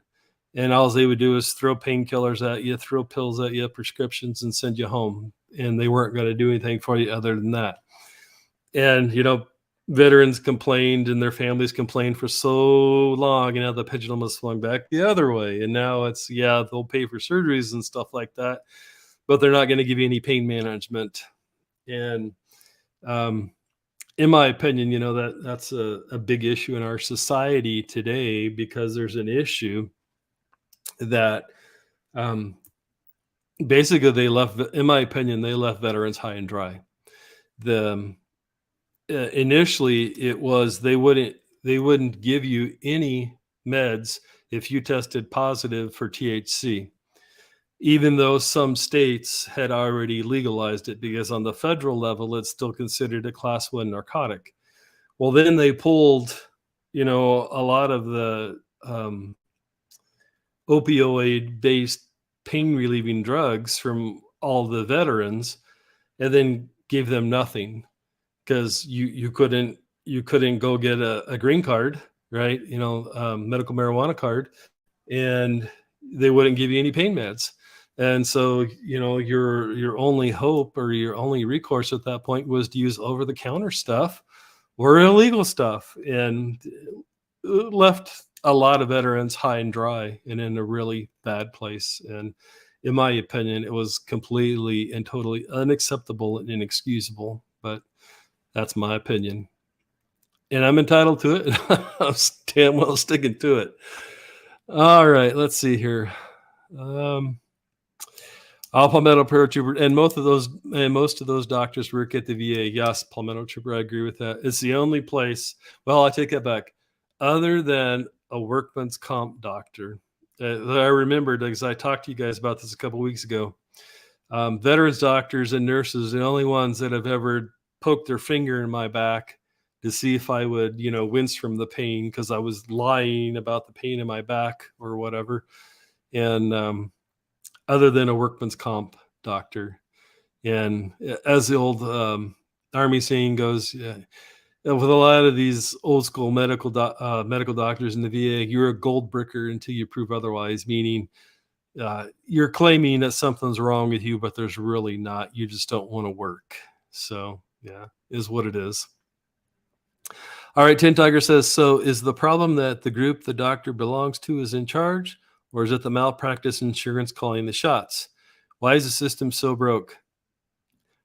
That's a really good question, 10 tigers, and I honestly don't know. I mean, I can make guesses based on my experiences, but, you know, not a medical malpractice attorney or anything like that, but well, I'll tell you one thing I do know about the whole medical malpractice thing is in a lot of these states, they've got laws passed so that, um, by the time you pay your attorney and all their fees and everything, there's no money left over, and they know that, and that's why they set the caps or the legal limits on that, is so that, you know, eh, unless you just really have an axe to grind against the hospital or the doctor or something like that, your medical most people are not going to stick with the medical malpractice claim in certain states because they know that the pain and suffering they put you through going through that process is greater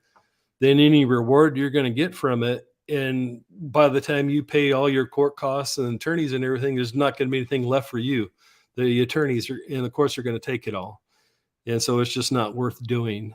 And so, you know, it's guys, whether people want to admit it or not, the medical industry has very much so become big business, very much so.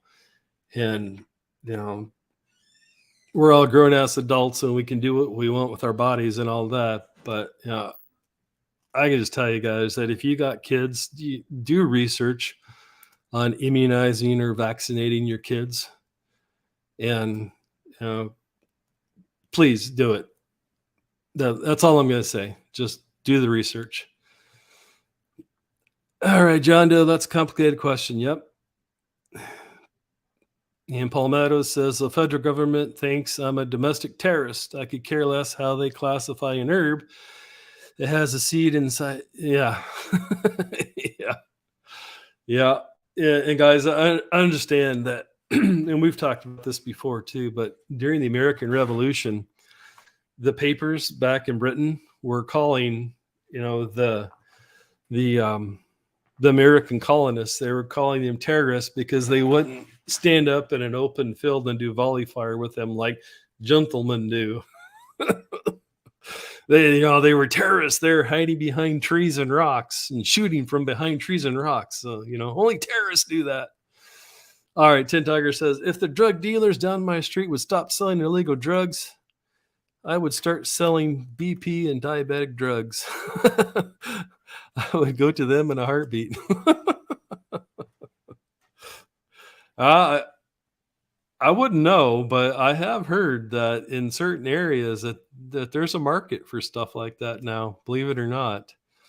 Or at least, you know, that's what the doctors are saying and stuff like that. So whether there's any truth to that, I wouldn't know. But I yeah, yeah, who knows? Who knows? But one thing I do know about the whole thing, you know, in a quote unquote beef. Sorry, unlocking my phone. A beef that I have with that whole thing is that, um, so since marijuana is still considered a class one narcotic, the same as crack and cocaine, um, at the federal level, if you go to get a concealed carry permit, you have to be able to answer those questions under the penalty of perjury. And so if you're a person that is not afraid to run against the system, it's not in your best interest to lie about that. And we'll just, in my opinion, that's wrong because, as an example, you know, at different times, as for me, and I'm sure many other people as well, you know, you can carry a gun and be on opioids and different things like that, you know, high powered stuff. And that's not wrong. It's not illegal because it was prescribed by a doctor, but yet, you know, it's BS, in my opinion. All right. Palmetto says the ropes and sails that carried people across the Atlantic were made from hemp. Yep. Yep. And they used to write on it too. TJ says, but let's give out Narcan and other similar meds to those frequently abusing fat, heavier Schedule 1 narcotics. Yep. and charge $500 plus for the diabetes and other meds. Yep. And understand, guys, I have a son who is a type 1 diabetic. And over the years at different times, you know, it has really stressed out my wife and I at different times because we had to figure out how to get him meds that we couldn't afford. And, thankfully, there are some services in most communities out there to help pay for stuff like that.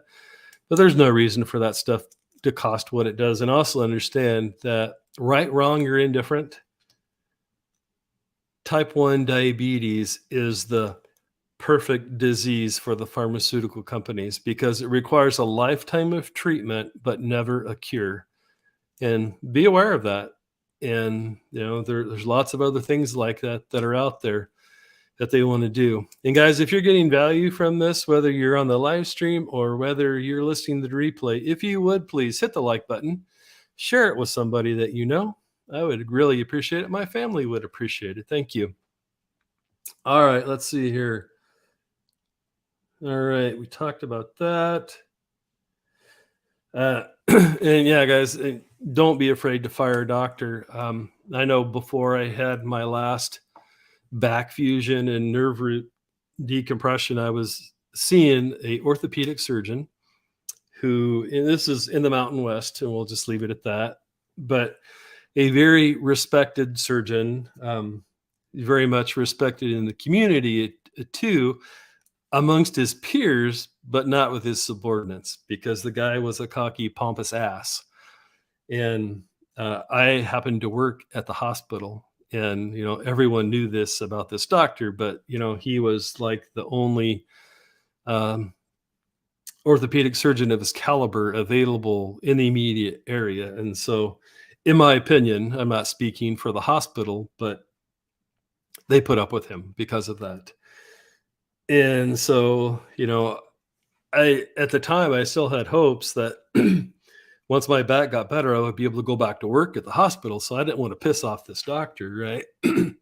And so I'm just like, I'm putting up with his poop, right? And so, like, the first red flag is um, because I hadn't been able to work for a while. I actually had Medicaid at the time, but I was there seeing him under the VA. The VA was actually paying for it. And believe it or not, this doctor actually had the nerve to tell me, he was like, "Hey, I know you work here at the hospital in the billing office and this and that, whatever. And I know that you would understand this, but uh, I agree to do work for the VA, but they don't pay me what I'm worth. And I couldn't help but notice that you have Medicaid too. And rather than bill the VA, I would rather bill Medicaid for this so that I can get paid what I'm worth." Yeah, really, guys. It happened. And I was just like, "Oh, man." I didn't know what to say. Like I said, I at the time, I still had hopes that at some point that I might be able to, when I was able to get back to work, that I would go back to the hospital because it was the best job that I could find at the time. And this was like 2008, 2009, when the economy had gone to crap. And so that was like the first red flag. The second red flag was I agreed to that, and then they're like, "Oh, so now they had this whole plan of stuff where I needed to start taking antidepressants, and then I needed to go talk to a counselor, and all this stuff." Well, of course, that doctor was getting a cut of all of that action and on all of those other things that he was, quote unquote, prescribing to me. And so, when I went and talked to the psychologist, it was just like, well, you don't seem like you want to be here. I was like, "Yeah, you're right, I don't." He's like, "Well then why are you here?" And I was like, "Well, my doctor thought that it was important for me to be here, and I I'm doing my best to, follow the course of or plan of action or whatever." And so anyways, long story short, the psychologist gets a case of the ass with me, and I basically told him to F off, and I walked out.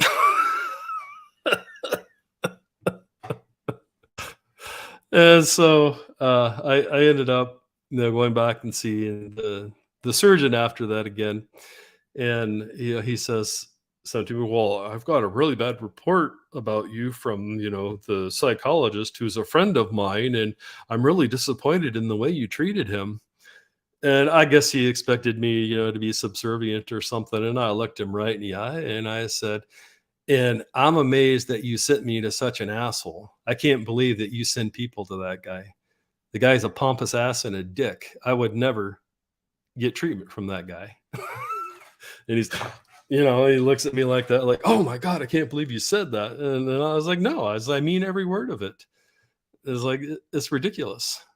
And, he got a case of the ass simply because I told him that I don't believe in psychologists. And not only that, but, I think a lot of psychologists, want their patients to become codependent on them so that, they get to bill them every week or twice a week or every month or, whatever it is.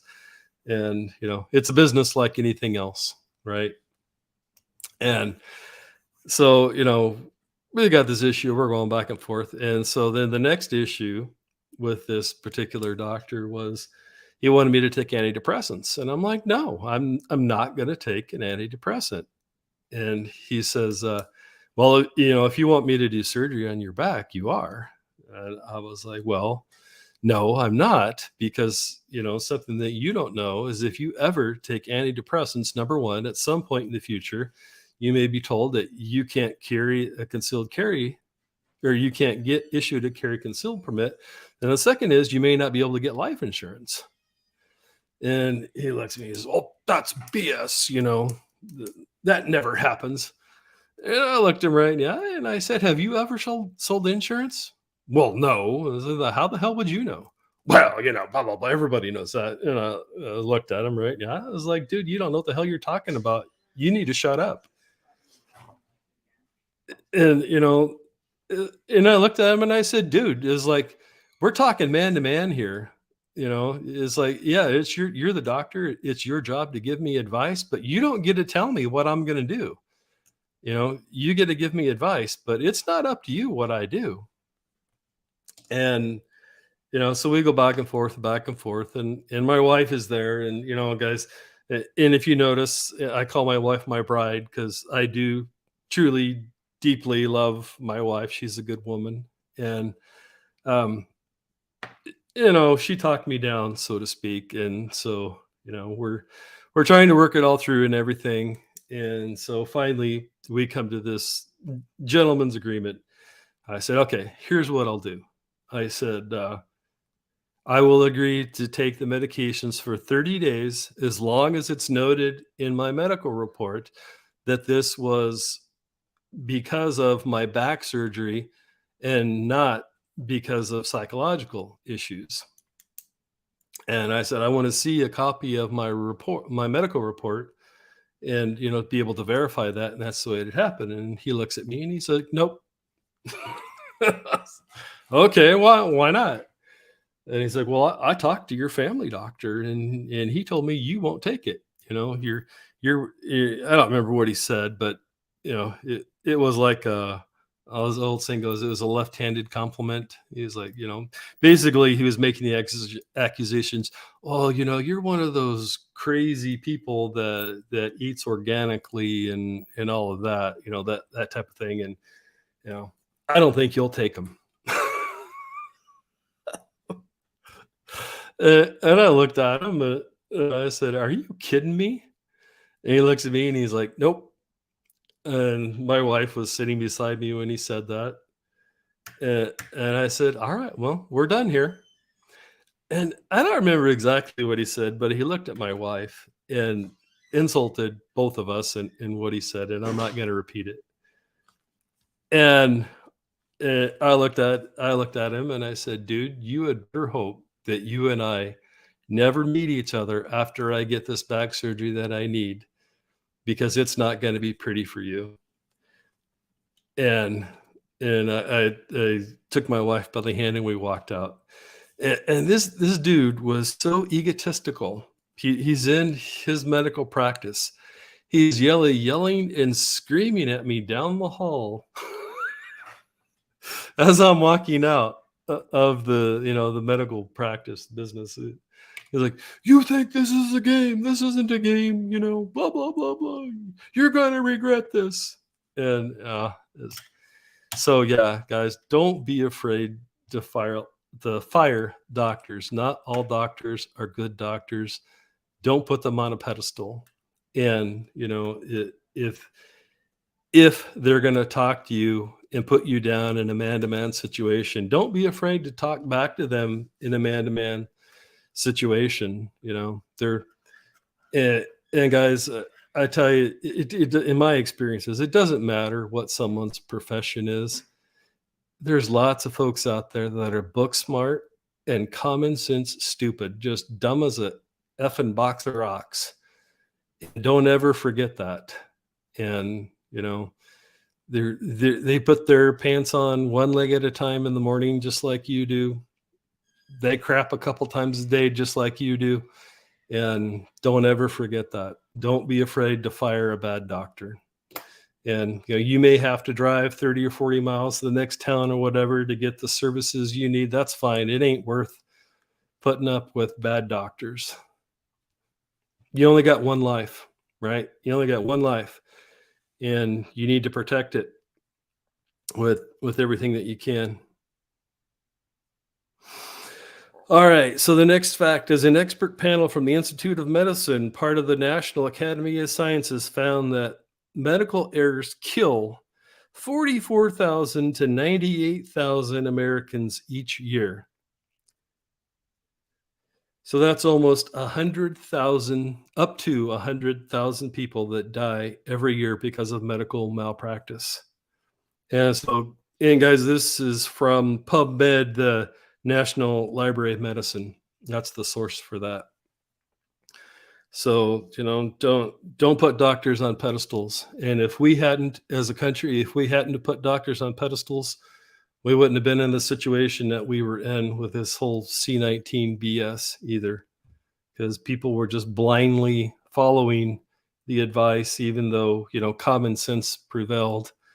As a matter of fact, I was telling my mom and dad earlier tonight when I was visiting with them, that right around all this mask mandate stuff came out, I was watching a YouTube video of a guy that was a painter, and he was painting. The video starts and it shows a painter painting a ceiling with a spray gun, professional painter. And he shows him painting for a few minutes, and he walks over the camera, and he's covered in paint, and he's got gloves on, and he takes the gloves off, and then he starts talking, and he's like, and I'm not going to use all of the verbiage he did, but he starts swearing and cussing out, the people on the other side of the camera.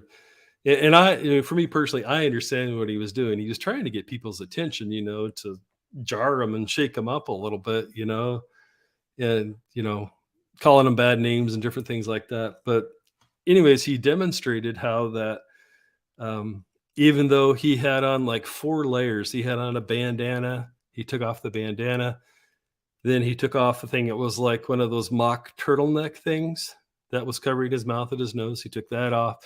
And then he had an N95, which is like the best kind of mask you can get other than, like a professional grade mask. And then he had another N95 mask on underneath that. And then underneath that, all along here, he had white paint. And the whole time he's cussing out the camera, and he's like, "You effing idiots. If these masks can't even stop paint, what makes you think it's going to stop those microscopic germ particles?" And then he shows the camera, and his hands are clean because he had on gloves. And he says, "You see this?" And he shows the camera, "My finger's clean. You see this?" And he sticks it in his nose and pulls it out. And it's covered in white paint. And he's like, "These masks don't effing work."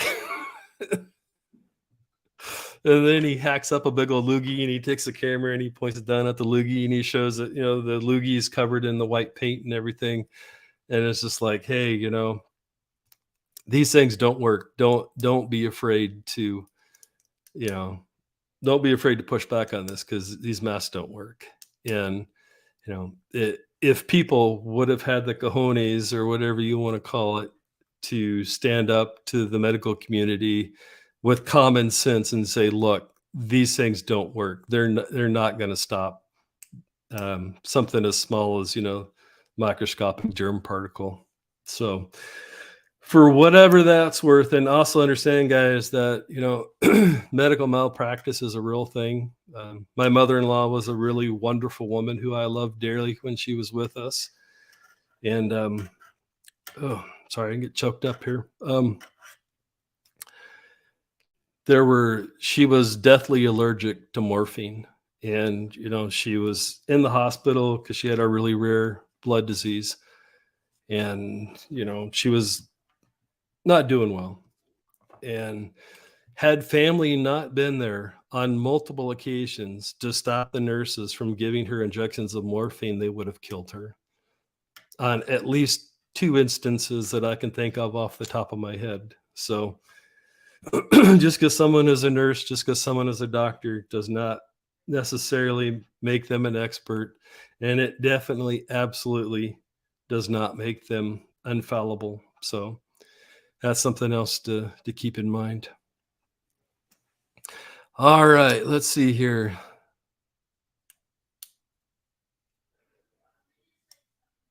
Let's see. Did I get a lumpectomy? I know I got a fusion, John Doe.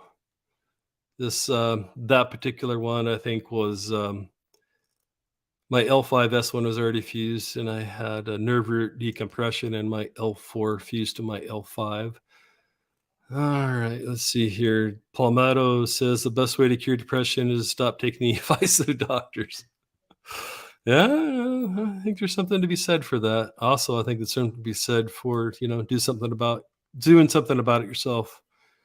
Getting up, exercising, getting sunlight, vitamin D, different things like that. Um, it it's clinically proven. I mean, I'm not a medical professional, but prove me wrong.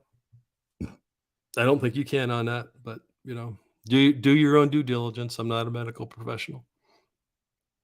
Tin Tiger says depression is a modern illness. 200 years ago, you could not hide in bed for weeks. You would get hungry and have to go back out in the field. Yeah, yeah. If you don't work, you don't eat. And for whatever it's worth, guys, that's a biblical principle too. If you don't work, you don't eat. You guys also understand they're not talking about people that can't do that, right? They're talking about people that just choose not to. Yeah, you can't just be a lazy ass and let everyone else do all the work and you get a benefit from it, right? So, all right, let's see, where are we at on time? Oh wow, we're already over 2 hours. Well, do you guys want to keep going, or do you want me to save the last two topics for next week? We can probably cover these last two topics pretty quickly, I think, or we can save them for next week.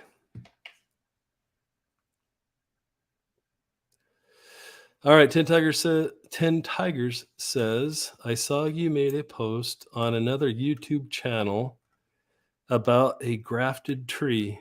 He might make a good guest for your channel.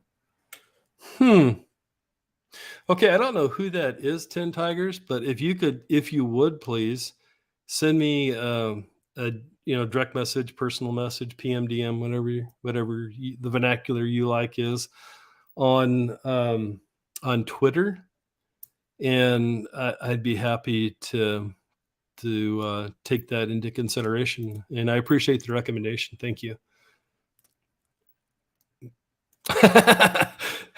Palmetto says, you can be a lazy ass, but you still have to work. Ask me how I know. That's a good one. I like that. Thanks for sharing that. All right.